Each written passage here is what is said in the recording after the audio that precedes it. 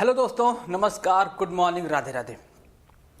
एक और नए प्रैक्टिस सेट के साथ मास्टर क्लास आपका जो कॉन्सेप्ट के साथ सीखा जा रहा है, पार्ट नंबर 2 है भाई। आज पार्ट नंबर 1 में हम लोगों ने 20 से 22 या 23 क्वेश्चन देखा था, जो बहुत ही ज़बरदस्त क्वेश्चन थे आपके पेपर के पॉइंट ऑफ व्यू से। वो पेपर में आए हुए थे, इसीलिए मैंने उसको सॉल्व कराया। और आज का भी जो सेशन होने वाला है वो भी पेपर में आए हुए एग्जाम ही है। आपके किसी न किसी स्टेट में, किसी न किसी टीजीटी या पीजीटी एग्जाम में आपको ये क्वेश्चन देखने को मिले हैं, इसीलिए मैं इन सबको आपके सामने प्रेजेंट कर रहा हूँ। रीजन बस एक है कि जो मैंने पढ़ाया है वो बिल्कुल कंसेप्चुअल पढ़ाया है, जो आपके एग्जाम में आता है बस मैंने वही पढ़ाया, फालतू की चीज़ें हमने नहीं डिस्कशन की है। चलिए एक और सेशन की शुरुआत करते हैं। मास्टर क्लास में प्योरली सारांश होता है किसका, जो आपके टॉपिक होते हैं उसका सारांश निकल के आता है, जिसे हमने मास्टर क्लास का नाम दिया है। और टॉपिक क्या चल रहा है? अंशों का निर्गमन और उसका शोधन। क्लियर? चलो शुरुआत करते हैं आज का पहला क्वेश्चन क्या कह रहा है? Premium earn on issue of share is an example of. जो आपका अंशों के निर्गमन पर प्राप्त प्रीमियम है वो किसका उदाहरण है, आपको ये बताना है। पिछले क्लास में भी कई बार इस क्वेश्चन का जिक्र हुआ था, आज देखो फिर आ गया। क्या ये पूंजी व्यय है? नहीं भाई, पूंजी व्यय नहीं होता है। प्रीमियम जो होता है आपका पूंजी व्यय नहीं होता है, ये आपका प्राप्ति होता है। किस प्रकार का प्राप्ति होता है ये मैंने कल भी बताया था कि डिफर्ड रेवेन्यू एक्सपेंडिचर का नेचर होता है इसका। ये यहाँ पर पूंजीगत प्राप्ति नहीं है, डिफर्ड रेवेन्यू यहाँ पर क्या हो जाएगा? आय हो जाएगा। इस कंडीशन में क्या हो जाएगा? आय बन जाएगा। अगर ये ऑप्शन व्यय है तो ये व्यय नहीं होगा, तो आपको क्या आ जाएगा? पूंजीगत प्राप्ति माना जाएगा। क्लियर? अगर से यहाँ पर लिखा होता कि डिफर्ड रेवेन्यू एक्सपेंडिचर ना लिखा होता, यहाँ पर इनकम होता, तो ये किस में चला जाता? यहां पर चला जाता। लेकिन ऐसा बिल्कुल भी नहीं है। यहां पर क्या है? ये ऑप्शन ही नहीं दे रहा आस्थगित एक्सपेंस का, तो ये क्या हो जाएगा? आपका पूंजीगत प्राप्ति माना जाएगा। क्या? अंशों के निर्गमन पर प्राप्त प्रीमियम क्या कहलाएगा? आपका पूंजीगत प्राप्ति कहलाएगा। बात समझ आई? चलो दूसरे क्वेश्चन पे चलते हैं। क्या है? अंशों के अभिगोपक से क्या बाय अंडरराइटिंग शेयर्स, ये कौन होता भाई? अभिगोपक कौन होते हैं? अभिगोपक वह व्यक्ति होता है जो कंपनी के शेयर बिकने से रह जाते हैं। वह बिकवाने का काम किसका होता है? इसी का होता है कि कंपनी के शेयर नहीं बिके हैं तो कैसे बिकेगा? तो ये भाई साहब है ना अभिगोपक, ये कहते हैं कि आप मुझे जिम्मेदारी दीजिए, मैं आपका कुछ परसेंट लेकर पूरा का पूरा शेयर क्या कर दूंगा? बिकवा दूंगा। देखिए ऑप्शन में क्या ऐसा कुछ मिलता है, कह रहा है कि अभिगोपक से आशय क्या है? कंपनी लेखों के अंकेक्षण। भाई अंकेक्षण क्यों करेगा ये? तो अंकेक्षण कराना सुविधाजनक हो जाता है, ये अंडर राइटिंग का कोई कंसेप्ट इसका नहीं है। दूसरा कह रहा है कि कंपनी के लिए पूंजी एकत्र करना अधिक सरल है। क्या ये सही है? बिल्कुल। कंपनी के लिए पूंजी एकत्रित करने का एक बहुत ही सिंपल साधन होता है अभिगोपक, जिसके माध्यम से यह क्या होता है? पूंजी को एकत्र करता है। अगला देखते क्या अगला हो सकता है? क्या कंपनी का पंजीयन कराना अधिक सरल हो जाता है? भाई पंजीयन की बात ही नहीं करेगा यहाँ पर। अगला कह रहा है कि प्रवर्तकों के साथ अनुबंध करना अधिक सरल। नो, तो ऑप्शन बी क्या हो जाएगा? आपका सही हो जाएगा। अभिगोपक जो होते हैं वो शेयर को बिकवाने का काम करते हैं। क्लियर? समझ में आ गया ना? चलो अगले क्वेश्चन पे चलते हैं। और इसकी अगर कमीशन की बात करेंगे भी, देखो अगला क्वेश्चन आने वाले दो तीन क्वेश्चन के बाद आपको कमीशन भी दिखने वाला, अभिगोपक को कितना कमीशन मिलता है। वैसे मैं बता दूं क्या इसी में? देखो अभिगोपक को जो कमीशन मिलता है वो आपको डिबेंचर पर 2.5 मिलता है और शेयर पर आपको मिलता है 5%। एक मिनट भाई,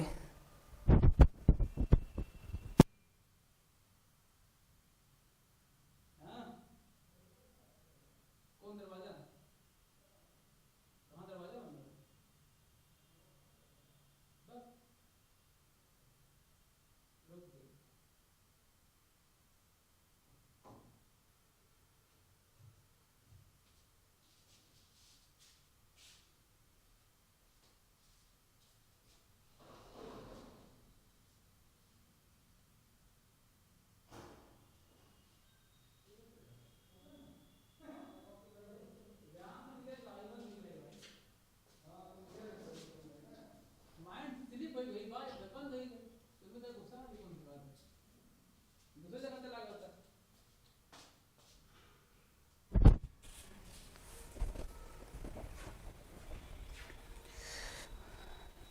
हेलो,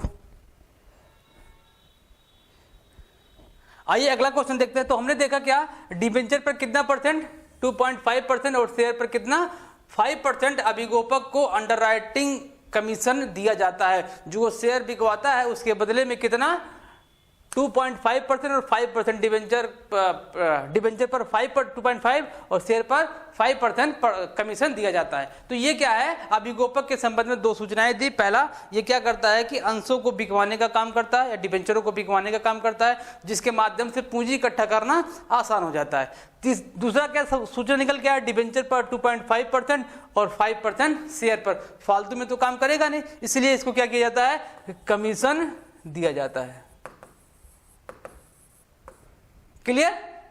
अगले क्वेश्चन पे चलें। आओ, अगला क्वेश्चन क्या कह रहा है, कह रहा है कि अमाउंट ऑफ सिक्योरिटी प्रीमियम में बी यूटिलाइज्ड। बार बार सेक्शन कौन सा, सेक्शन 52 यूटिलाइज के बारे में बताया गया है कि प्रतिभूति प्रीमियम का प्रयोग कहां हो सकता है। ये पूछ रहा है आपसे क्वेश्चन। अगर लाभांश होगा तो वहां पर नहीं होगा, लाभांश पर नहीं होगा, प्रयोग पूछ रहा है। नैतिक कार्य के लिए नहीं भाई, जो मीटिंग रूटीन होती है, जो डेली रूटीन पे एक्सपेंस होता है, क्या उस पर खर्चा कर सकते हैं? नहीं, ये कैपिटल नेचर का होता है। किस नेचर का? कैपिटल नेचर का। और कैपिटल नेचर का जो प्रॉफिट होता है उसका एक्सपेंस, उसका यूटिलाइजेशन कैपिटल नेचर के लॉसेस पर ही किया जा सकता है और किसी पे नहीं। तो लाभांश नहीं होगा, नैतिक नहीं होगा। क्या अस्थायी संपत्तियों का? नहीं, बिल्कुल नहीं है।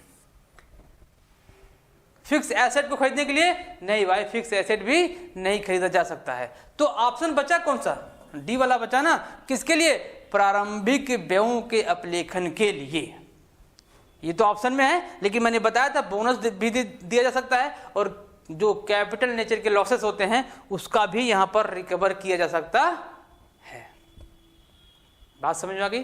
तो ये ऑप्शन आपका डी सही हो जाएगा।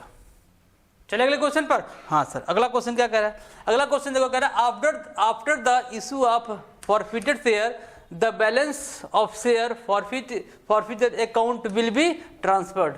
अपहृत अंशों के पुनर्निर्माण के पश्चात अपहरित अंशों के खातों का शेष हस्तांतरित किया जाता है। कहां किया जाता है? किया जाता है भाई कैपिटल रिजर्व में। कैपिटल रिजर्व में, कैपिटल रिजर्व में इसको कहां दिया जाता है? ट्रांसफर कर दिया जाता है कि जो फॉरफिटेड शेयर होते हैं उनको कैपिटल रिजर्व में जाके रख दिया जाता है। और यही बात है ना, जो फॉरफिटेड शेयर होते हैं उसको बैलेंस शीट में ही दिखाया जाता है। तो रिजर्व कहां दिखाया जाता है? बैलेंस शीट में ही दिखाए जाते हैं। इसलिए दोनों का इकट्ठा कॉम्बिनेशन बनाया गया कि जो फॉरफिटेड है उसको कैपिटल रिजर्व में लेके जाएंगे और ले जाके कहां रखेंगे? बैलेंस शीट में। तो ऑप्शन कौन सा है? ऑप्शन समान संचय नहीं, पूंजी संचय नहीं। तो ऑप्शन क्या है? Capital reserve. Option number B इसका आंसर हो जाएगा। क्लियर? नेक्स्ट क्वेश्चन पे चलते हैं। अगर देखो आपसे पूछ ले कि कैपिटल रिजर्व की एंट्री क्या होती, तो क्या एंट्री करोगे? कर दे एंट्री? हाँ था, इसकी एंट्री कर देते तो मजा आ जाता। आ जाओ, इसकी एंट्री कर देते हैं। इसकी एंट्री होगी जब आप शेयर को ट्रांसफर, शेयर फॉरफिचर को ट्रांसफर करके कहां लेके जाते हैं? कैपिटल रिजर्व में। तो एंट्री बनेगी, पहली एंट्री इसकी एंट्री बनेगी share forfeiture account DR to capital reserve account, capital reserve account. बात समझ आ गया? ये एंट्री बन जाएगा। तो आपकी शेयर फॉरफिचर डेबिट हो जाएगा और कैपिटल रिजर्व क्रेडिट हो जाएगा। इसकी एंट्री बन गई। अगला क्वेश्चन चलिए, अब आ जाओ अगले क्वेश्चन पे चलते हैं। अगला कह रहा है कि when share are forfeited the share capital account is debited with. आ गया ना क्वेश्चन? जब अंशों का हरण किया जाता है तब अंश पूंजी खाते को डेबिट किया जाता है। किस अमाउंट से? किस अमाउंट से? याचित पूंजी से, मांगी गई पूंजी से, कॉल्ड अप कैपिटल से। क्या है ऑप्शन में? पेडअप नहीं। पेडअप से हमसे क्या मतलब? पेडअप तो जाएगा नहीं। मांगी गई पूंजी कहीं है? अंशों पर याचित, या भाई कॉल्ड अप, यही तो है ना आंसर। कॉल्ड अप मतलब याचित पूंजी। इसी को हमको क्या करना है? टिक करते हुए चल जाना है कि भैया यही ऑप्शन है। आगे बढ़ने की जरूरत ही नहीं है कि हमको चुकता पूंजी देखना है, या फिर याचित नहीं कही पूंजी गई देखना, ये नहीं होगा, या फिर हरित किए गए अंशों का अंकित मूल्य। अंकित मूल्य क्यों देखेंगे भाई? अंकित मूल्य नहीं देखा जाता। क्या देखा जाता है? याचित की गई वैल्यू को देखा जाता है। तो ऑप्शन नंबर बी इसका सही होने वाला है आंसर। क्लियर? आओ अगले क्वेश्चन पे चले। हाँ भाई, अगला क्वेश्चन क्या कह रहा है? देखो अगला क्वेश्चन कह रहा है कि पूंजी का वह हिस्सा जिसे कंपनी के समापन के समय मांगा जाता है उसे क्या बोलते हैं? क्या बोलते हैं? ऑप्शन कहीं दिख रहा है? रिजर्व कैपिटल कहीं ऑप्शन दिख रहा है? पढ़ा था नाम लगे ना? हाँ, रिजर्व कैपिटल पहले ही नंबर पर है कि रिजर्व कैपिटल ही है जिसका यूज कंपनी के समापन पर किसके लिए? लेनदारों के लिए किया जाता है और किसी के लिए नहीं। इसको निकाला ही नहीं जा सकता। इसको निकाला ही नहीं जाता है कि रिजर्व कैपिटल को निकाल लो उसको यूज कर लो, नहीं। इसका यूज केवल कब होता है? समापन पे समय होता है। ले और किसके लिए होता है? क्रेडिटर के लिए होता है। बात समझ में आ गई? अगले क्वेश्चन पे चले। हाँ सर, अगला क्वेश्चन देखो क्या कह रहा है। क्या कह रहा है अगला question? Premium receive on issue of share is so on. कहां दिखाया जाता है? बैलेंस शीट के लायबिलिटी साइड में दिखाया जाता है। क्या कहीं है? आर्थिक चिट्ठे के दायित्व पक्ष में। कई बार क्वेश्चन आ चुका। आगे चलते हैं। व्हेन नेट प्रॉफिट इज कितना? 2,25,000 एंड टैक्सेस कितना है? 25,000 और आपका अमाउंट कितना दे रहा है? प्रॉफिट कितना दे रहा है? नेटवर्थ 1 लाख।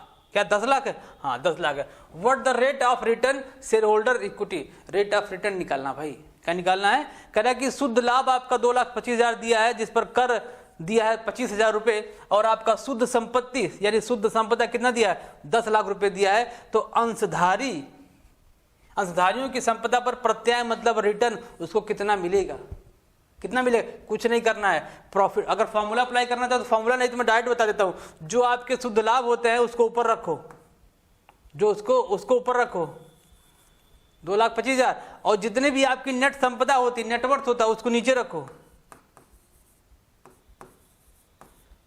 क्या करना? नीचे रखना है और इंटू करा दो किससे? 100 से। अगर आपको रेट निकालना, परसेंटेज निकालना है तो 100 से मल्टीप्लाई कराना पड़ेगा। काट दोगे तो देखो यहां से 2 जीरो यहां से काट दो। अच्छा कट गया। अब क्या कर दो? कितना जीरो? 3 जीरो कट सकता है। 3 जीरो यहां से काट दो। एक अगर से यहां काटना तो कितना जाएगा? 22.5। तो क्या आंसर है? हाँ भाई 22.5 आपका आंसर होने वाला है। टाइम लगा?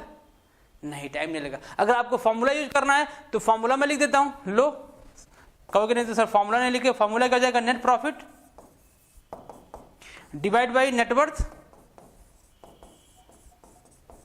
इंटू 100। फॉर्मूला भी लगा लो।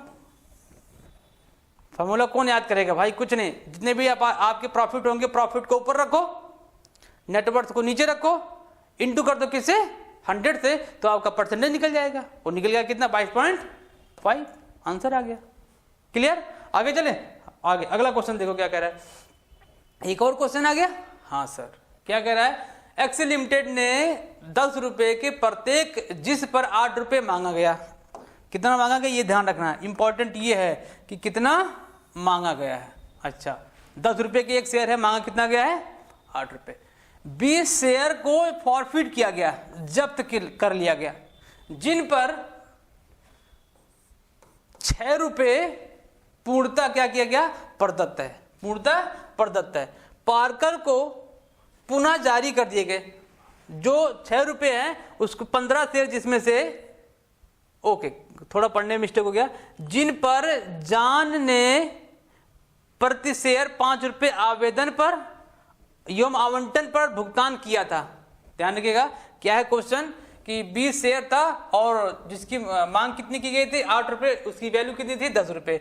और जिस पर जॉन ने पेमेंट कितना किया था? 5 रुपए आवेदन और आवंटन का। बात समझ में आई? अब क्या कह रहा है कि इनमें से 15 शेयर का क्या कर दिया गया? इशू कर दिया गया, पुनः निर्गमन कर दिया गया पूर्णतत्व के रूप में। पार्कर को अब संबंधित राशि को पूंजी संचय खाते में अंतरित किए जाने पर अपहरण खाता का शेष क्या होगा? अपहरण खाता। फिर से आपसे पूछ रहा है कि फॉर फ्यूचर का अमाउंट क्या आएगा। भाई फॉर फ्यूचर को ही देखना है और किसी को नहीं देखना है। आपको फॉर फ्यूचर देखना है तो क्या करना पड़ेगा आपको, ये जैसे मैंने पिछले क्लास में एक क्वेश्चन सॉल्व कराया था सेम वही है, कुछ भी नहीं करना है। आओ करके देखें। हाँ भाई देख, जितना शेयर है, जितने शेयर पर जब्त किया गया, शेयर की वैल्यू कितनी है, आ जाओ ब्लैक ले लेता हूँ, ठीक है। शेयर कितना है, 200 शेयर है, 200 शेयर है, 20 शेयर है, सॉरी कितना है, 20 शेयर। और उस पर क्या किया गया, मांग कितना किया गया, ये देख लो कितना पेमेंट किया गया था। जो पेमेंट किया गया वही तो जब्त होगा ना। हाँ सर, जो पेमेंट किया गया वही जब्त होगा। अब आप जब्त वाला अमाउंट निकालोगे कितना आ जाएगा, 100 रुपये आ जाएगा। आ गया। अच्छा, तो अब क्या करना है, ये 100 रुपया अगर आपका आ गया है तो 100 रुपये कितने शेयर का है, 20 शेयर का है ना। तो मैंने आपको ये बताया था कि जब 20 शेयर पर आपको जब्त किया गया है, उसमें से यदि कुछ शेयर इशू कर दिए गए हैं तो उस इशू वाले शेयर को उस 20 में से क्या कर देंगे, निकाल देंगे। तो जितना बचेगा उसको उतने से मल्टीप्लाई कर देंगे। तो आपको 20 शेयर फॉरफिट किया गया था, इसमें से 15 इशू किया गया, तो कितना आ गया, 5। तो 5 से मल्टीप्लाई करा दो, ये 20 पंचे 100 आ जाएगा। इसको मल्टीप्लाई कर दो तो कितना, 25 आपका आ जाएगा आंसर। क्या 25 है आंसर में, हाँ भाई ऑप्शन नंबर सी 25 आपका आंसर होने वाला है। यह एक तरीका मैंने बताया था भाई, उसको इन दोनों को ये कैलकुलेट करके अब इस अमाउंट को 15 से डिवाइड करना, जो अमाउंट आएगा इस 100 में से माइनस कर देंगे, आपका आंसर आ जाएगा। या करके दिखा दूं, आ जाओ सर एक और करके बता देता हूं।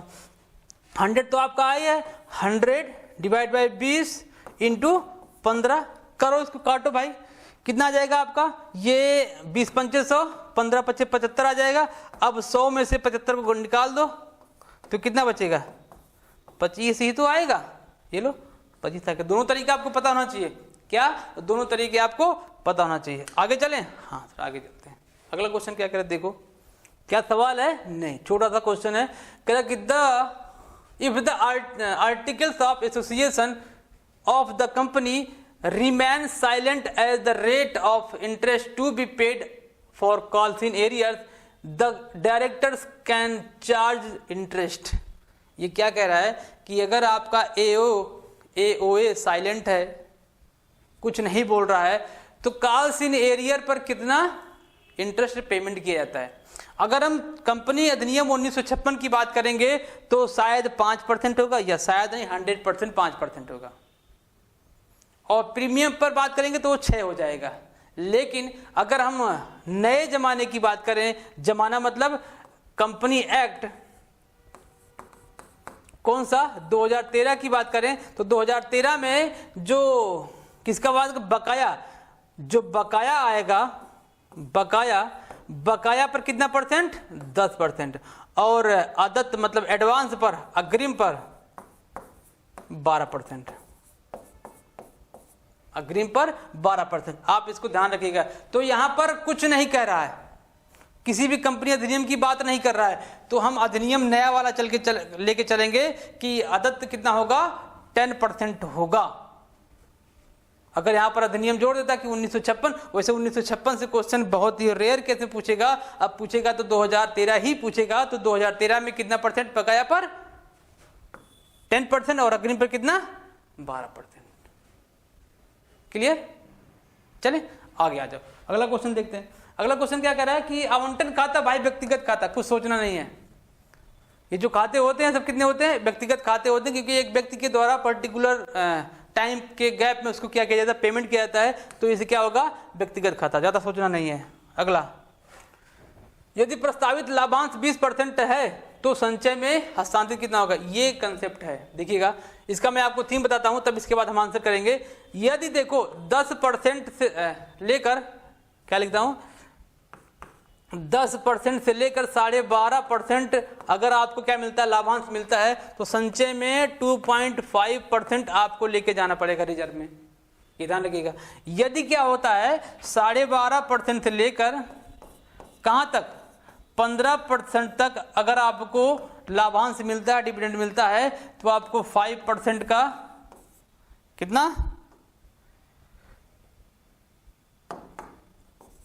5% है वो आपको रिजर्व में लेके जाना पड़ेगा। आ जाओ, 15% से लेकर 20% तक, कितना 7.5%।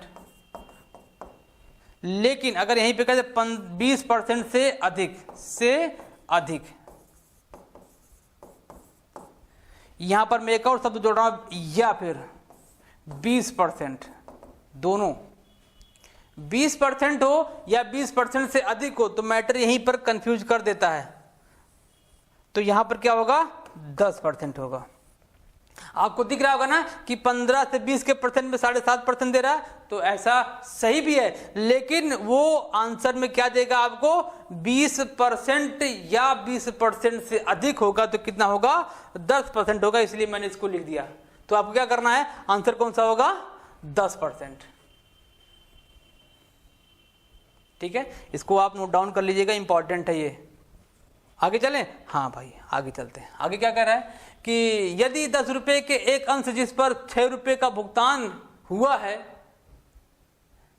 को हरित कर लिया जाता है तो उसे इस न्यूनतम मूल्य का पुनर्निर्गमन किया जा सकता है। भाई ये देखो एक और इंपॉर्टेंट क्वेश्चन दिख रहा, आसान ना कि सवाल है, सवाल कुछ नहीं है। ये क्या है, एक छोटा सा कंसेप्ट है।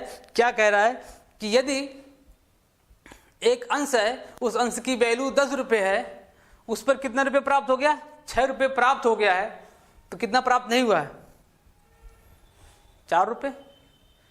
तो वो 4 रुपए उस कंपनी के द्वारा मिनिमम वसूल करने का प्रयास करना चाहिए और करना भी होगा।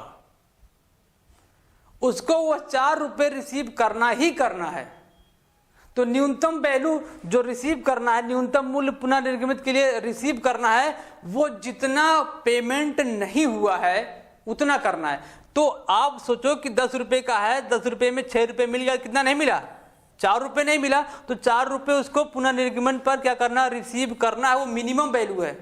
लेकिन अगर आपसे यहां से क्वेश्चन और पूछ ले कि वो इस पुनर्निर्गमन पर किसी भी व्यक्ति को कितना डिस्काउंट दे सकता है, तो मैक्सिमम डिस्काउंट कितना होगा, 6 रुपए। 6 रुपए क्यों होगा सर, कि जितना वो अमाउंट वो रिसीव कर चुका है उतना अमाउंट मैक्सिमम क्या होगा, डिस्काउंट होगा, छूट होगा। बात समझ में आ गई ना। तो मैक्सिमम अमाउंट छूट कितना हो सकता है, जितना उसने रिसीव कर लिया है, और मिनिमम कितना उसको वसूल करना है, जितना उसने वसूल नहीं किया, जितना उसको काल से एरियर हुआ था वो उतना उसको वसूल करना ही करना है। आगे चले, आ जाओ अगला क्वेश्चन। लाभांश का आमतौर पर इस आधार पर भुगतान, भाई प्रदत्त पूंजी पर सोचना ही नहीं है। जो डिविडेंड का पेमेंट होता है वो किस पर होता है, पेड अप कैपिटल पर होता है। भाई आप बताओ कि आपने क्या किया, किसी कंपनी से 500 शेयर खरीद लिए, एक शेयर की वैल्यू 10 रुपए, तो 500 इंटू 10 5000 हो जाएगा। आपने कंपनी को केवल 4000 रुपए दे रखा है, तो क्या आपको कंपनी लाभ पर आपको परसेंटेज 5000 पर देगी, नहीं। जितना आपने उसको पेमेंट किया उतने पर आपको क्या कर देगा, वो रिटर्न वापस कर देगा। यही पूछ रहा है ये, बात समझ आ गई ना। कैसे वापस करेगा, जितना आपने उसको दिया है उस पर आपको रिटर्न वापस करेगा, फालतू पे 1000 पर नहीं करेगा वो। क्यों, क्योंकि उसको मिला ही नहीं है। तो पेड अप वैल्यू पर क्या निकाला जाता है, लाभांश को कैलकुलेट किया जाता है। अगला क्वेश्चन क्या कह रहा है, अगला क्वेश्चन, अंशों व ऋणपत्रों में अभिदान आमंत्रित करने के लिए प्राविरोध निर्गमित कर सकता। भाई सार्वजनिक कंपनी, क्यों सर वही कंपनी केवल प्राविरोध जारी करती है, क्योंकि वही एक कंपनी है जो अंशों को निर्गमित करती है। प्राइवेट कंपनी को देखा कभी अंशों का निर्गमन करते हुए, नहीं। पब्लिक कंपनी या सार्वजनिक कंपनी ही क्या करती है, अंशों को निर्गमित करती है, आईपीओ को लेके आती है। जब आईपीओ को लेके आ जाता है तो कंपनी के द्वारा उस आईपीओ के संबंध में जहां पर डिटेल दिया गया होता है उसी को तो प्राविरोध बोलते हैं, प्रॉस्पेक्टस। तो प्रॉस्पेक्टस केवल और केवल सार्वजनिक कंपनी इशू कर सकती है और कोई नहीं कर सकता है। नेक्स्ट क्वेश्चन, कौन सा क्वेश्चन, नेक्स्ट क्वेश्चन हुआ, हाँ सर हुआ। ज्यादा तो नहीं चला गया भाई, ये हो गया, नहीं सेम क्वेश्चन था। अब क्या करें, आयातित पूंजी का वह भाग जिसे कंपनी के समापन के समय याचित किया जाता है। क्या मैंने ये नहीं पढ़ा है? क्या मैंने इसको नहीं बताया है? बताया ना भाई। आयाचित पूंजी का वह भाग जो कब मांगा जाता है? समापन पर मांगा जाता है, तो उसे क्या बोलते हैं? रिजर्व कैपिटल कहते हैं। अभी हमने पढ़ा, पीछे एक क्वेश्चन आया था रिजर्व कैपिटल का, आरक्षित पूंजी कब मांगा जाता है? समापन पर। किसके लिए? लेनदारों के लिए। किसके लिए? लेनदारों के लिए। तो रिजर्व कैपिटल इसका आंसर हो जाएगा। पूरा डिटेल पढ़ना है तो भाई क्लास देख लीजिएगा, क्लास में आपको सारी डिटेल मिल जाएंगे। आ जाओ, क्या है क्वेश्चन? आ गया? हाँ सर। एक कंपनी 10% शोधनीय अधिमान अंश जारी करती है, प्रति अंश अंकित मूल्य कितना है?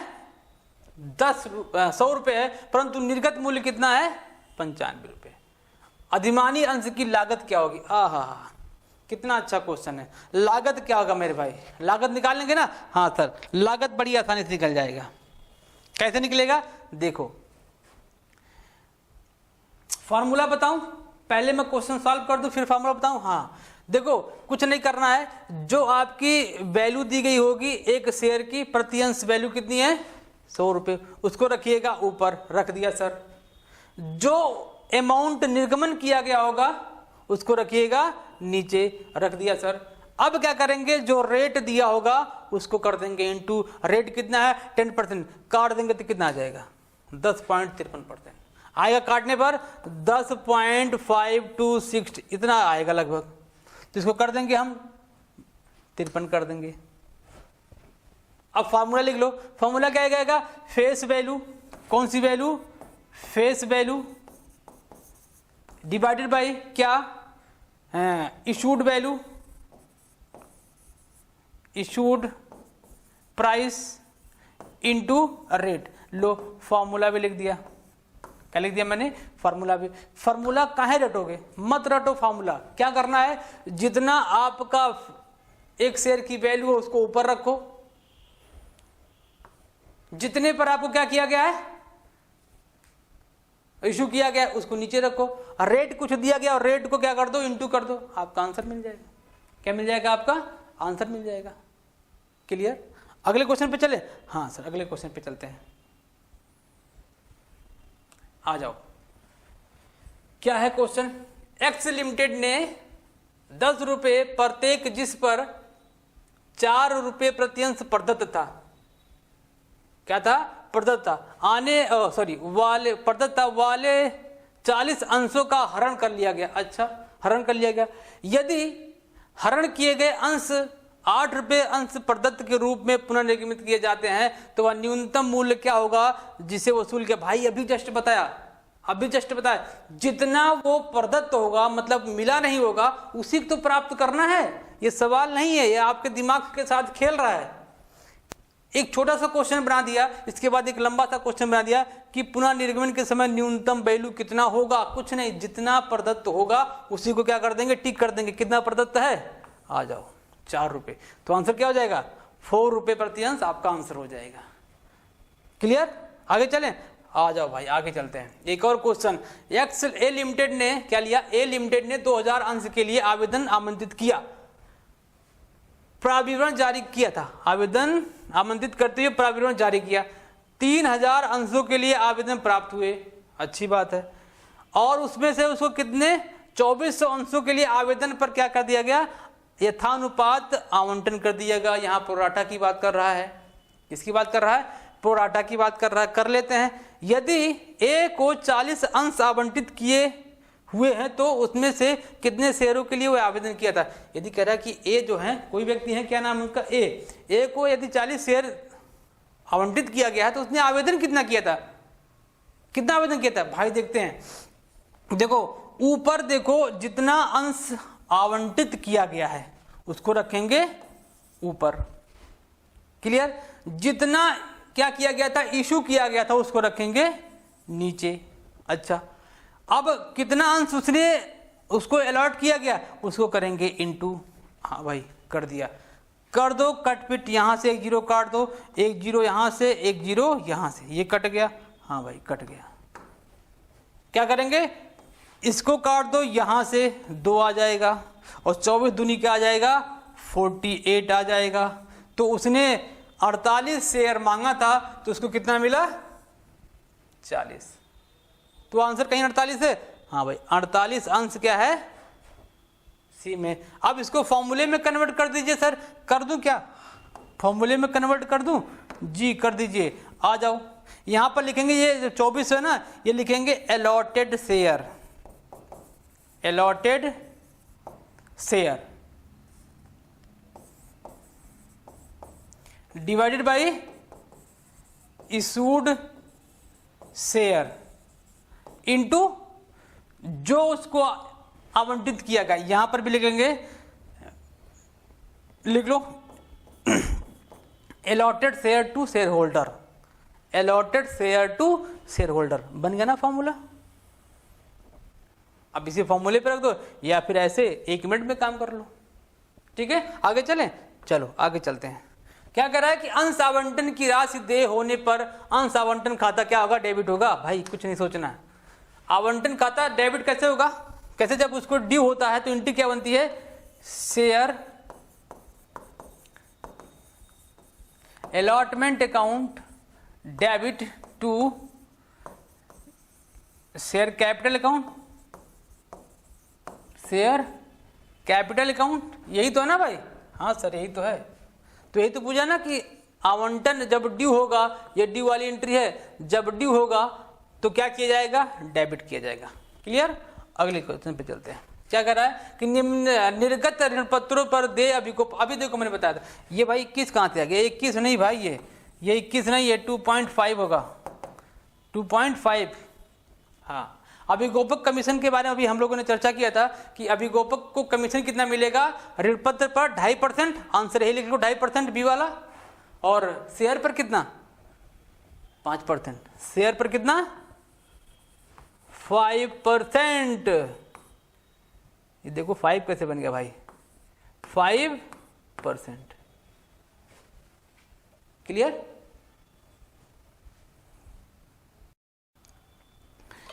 उम्मीद है कि आपको क्वेश्चन मजा आ रहा होगा पढ़ने में। ठीक है,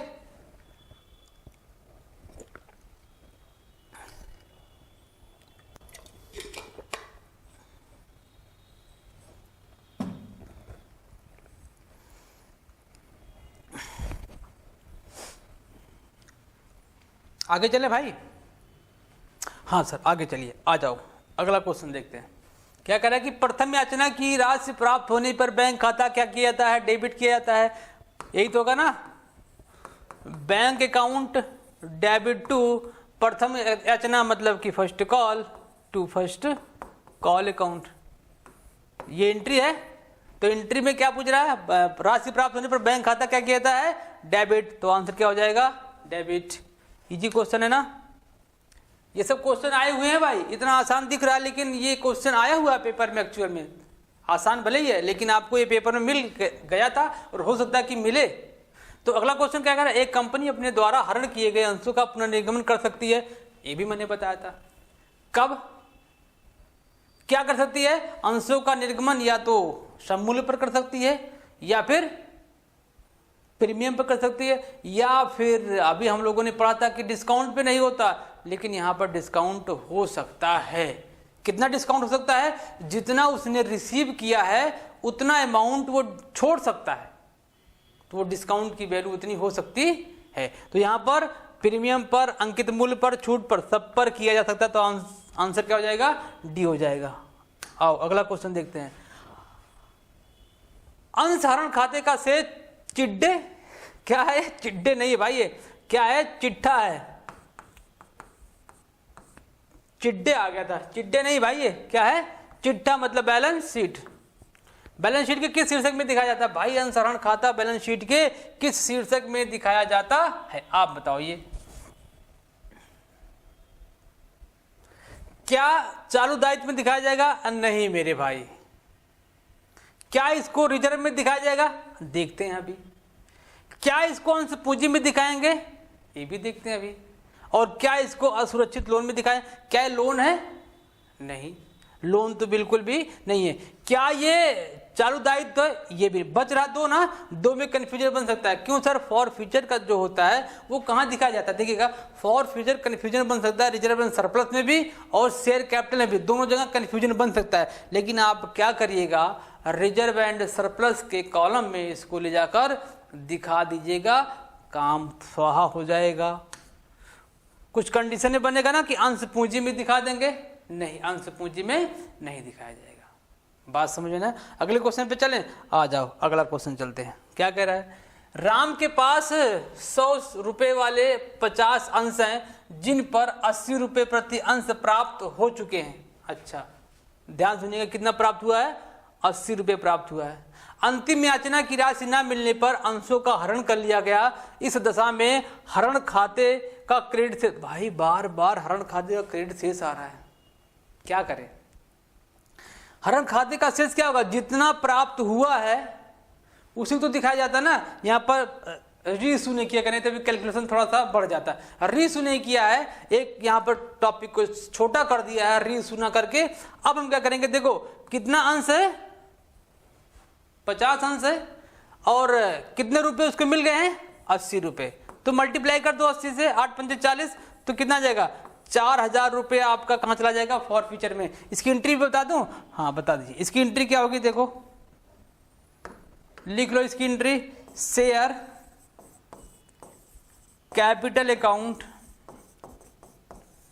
debit to share forfeiture to calls in arrear, calls in arrear. यहां पर वो अमाउंट ज्यादा जो मांगी गई होती है, कितना है? 100 आ जाएगा, 100 ही लिखना है। कितना शेयर? 50। 100 इंटू 50 तो कितना जाएगा? 5000 आ जाएगा। अच्छा 5000, ठीक है। अब देखो कितना पेमेंट हो गया है, जो पेमेंट हुआ है। अब यहां पर लिख लो 50 शेयर है, कितना पेमेंट नहीं हुआ? 20 रुपए, तो कितना जाएगा? 1000। और मैंने निकाला 1000 में से, 5000 में से 1000 निकाल दो, कितना जाएगा? 4000। आप इसको ऐसे भी लगा सकते हो एंट्री के थ्रू, लेकिन ये थोड़ा टाइम लगेगा। क्या लगेगा? थोड़ा टाइम लगेगा। टाइम को बचाना है एग्जाम में, हमको शॉर्ट तरीके से चलना है, चीज़ों को इतना सारांश बना लेना है कि हमको टाइम न देना पड़े। इन सब चीज़ों पर अगर हमको टाइम देना पड़ जाएगा तो हमारा टाइम वैसे निकल जाएगा। आ जाओ, तो आपको क्या करना है कि जितना रिसीव हुआ है और जितने अंश है उसको दोनों से मल्टीप्लाई कर दो, तो आपका आंसर मिल जाएगा कितना? 4000। ठीक है, अगले क्वेश्चन पे चलते हैं।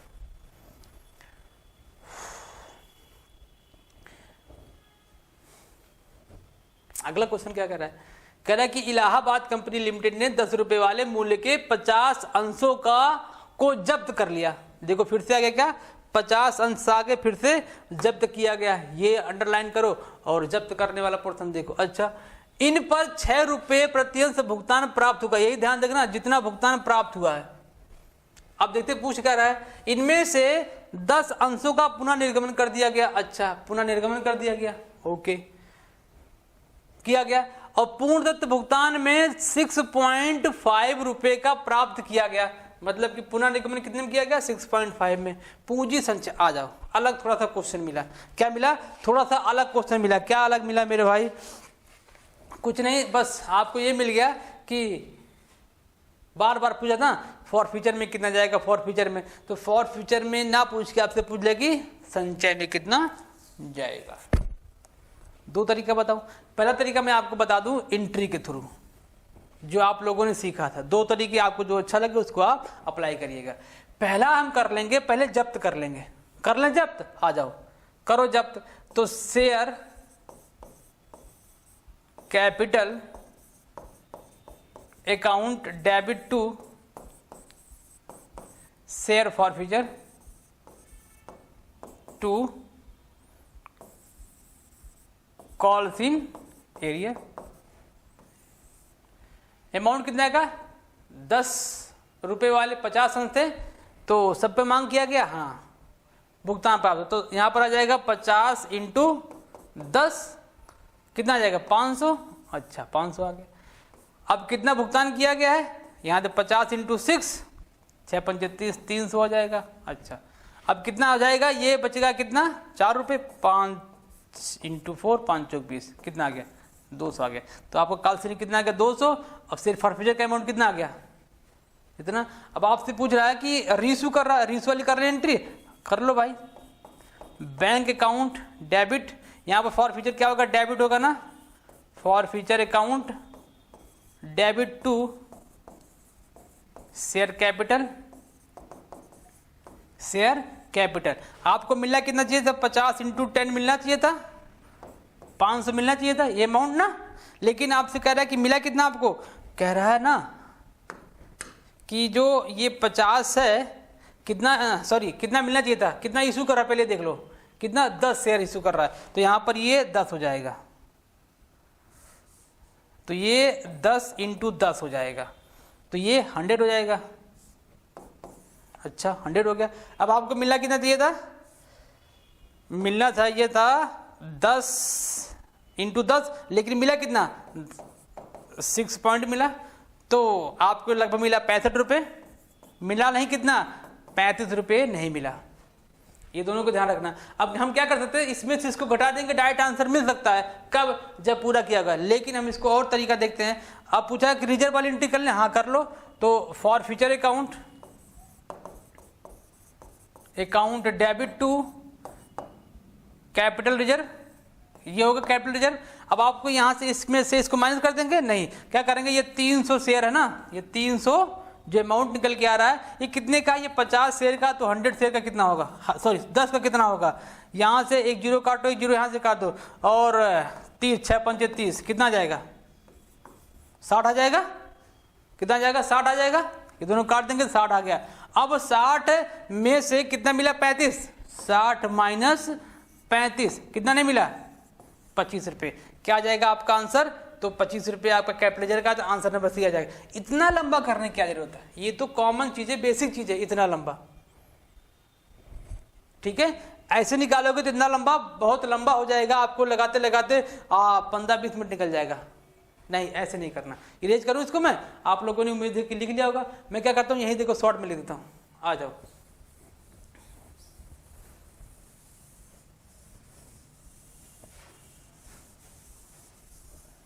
तो आप कॉन्सेप्ट भी सीख लो, और क्या करना है, थोड़ा सा ट्रिक भी सीख लो कि शॉर्ट में कैसे करना है। शॉर्ट में मेरे भाई आपको ऐसे करना है, देखो क्या करना है। सबसे पहले आपको क्या कर लेना है, 50 और कितना रिसीव हुआ है, 6, कई बार हम लोगों ने सीखा है, तो कितना आ जाएगा, 300 आ जाएगा।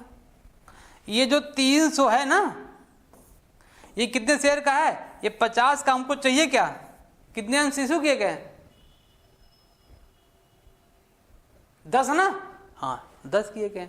तो आप क्या कर लीजिए, 10 कर लीजिए, तो कितना आ जाएगा, एक जीरो यहां से काट लो, एक जीरो यहां से काट लो, तो ये भी क्या आ जाएगा, 60 आ जाएगा। ये आपका 60 आ गया, यहां तक कोई दिक्कत नहीं, 60 आ गया। अब देखो आपको मिलना कितना चाहिए था, 10 रुपये मिलना चाहिए था, 10 रुपये मिलना चाहिए था 10 शेयर पर, लेकिन मिला कितना, 6.5, मतलब कि 3.5 नहीं मिला।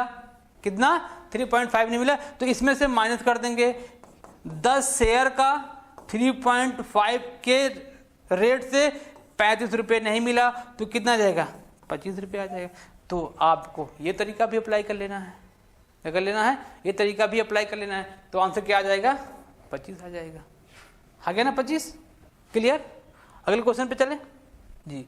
अगला क्वेश्चन क्या करा है, सेम क्वेश्चन है, आपसे क्या करा है, पूंजी संचय खाते में हस्तांतरित कीजिए। सेम क्वेश्चन है, मैं इस क्वेश्चन को आपको बताऊंगा नहीं, क्या करेंगे, आप खुद इसको सॉल्व करेंगे। इसका मैं आंसर आपको कमेंट बॉक्स में जरूर बता दूंगा, जब आप लोग अपना आंसर कमेंट बॉक्स में लिख के भेजेंगे कि सर इसका आंसर ये आएगा। लास्ट वाला क्वेश्चन आप खुद सॉल्व करेंगे। पिछले वाले क्वेश्चन का सेम डिट्टो है, बस क्या है, थोड़ा सा अमाउंट चेंज है, बस और कुछ नहीं है, ठीक है। तो आज क्लास में इतना रखते हैं, मिलते हैं आपसे अगले क्लास।